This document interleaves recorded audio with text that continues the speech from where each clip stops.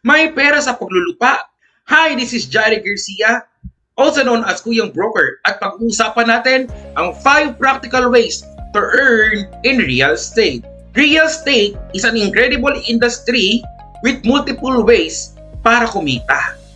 First is flipping or resale. Ang flipping ng properties ay exciting. Totoo. Parang yung mga nasa reality TV show ng HGTV kung saan you will find undervalued properties, ayusin mo, then sell for a profit. Ang susi dito, marunong kang makakita ng hidden gems at may solid plan ka sa renovation nang hindi lumalagpas sa budget. Timing is everything too.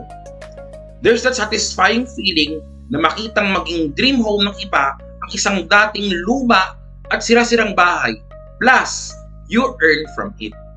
Second is through rentals. Owning a rental property gives you a passive income. Parang Airbnb. Hanapin mo lang ang right property sa area na may high demand at maayos na management. Steady na ang kita mo. Plus, nagkakaroon ka pa ng equity over time. Kung gusto mo ng consistent income at kaya mong harapin ang occasional leaky faucets, rentals are a good move. Third is property management. Hindi mo kailangan maging property owner para kumita. Property management means ikaw ang bahala sa day-to-day operations mula sa paghaharap ng tenants hanggang sa maintenance. Perfect ito bilang side hustle or full-time job para sa mga detail-oriented at marunong makisama. Fourth is real estate service practitioner.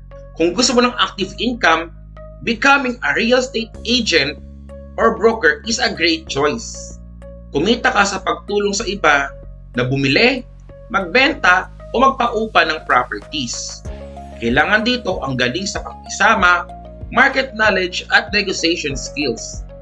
Bukod sa financial reward, ang fulfillment ng pag-connect sa clients at pagtulong sa kanila makahanap ng perfect home or investment is priceless. Fifth is REITs or Real Estate Investment Trust. Kung mas gusto mo ng hands-off approach, investing in REITs is a smart move. REITs allows you na invest sa real estate assets nang hindi ka bumibili ng physical property. Parang stocks ito na nagbibigay ng dividends. Kaya magandang option ito para sa diversification ng investment portfolio mo nang walang direct property management. Ang real estate ay may endless possibilities. Itong 5 methods na ito ay simula pa lang. Kahit anong style mo, hands-on or passive, meron kang mahanap na mag-fit sa lifestyle at financial goals mo. Follow for more real estate tips and see you on my next episode.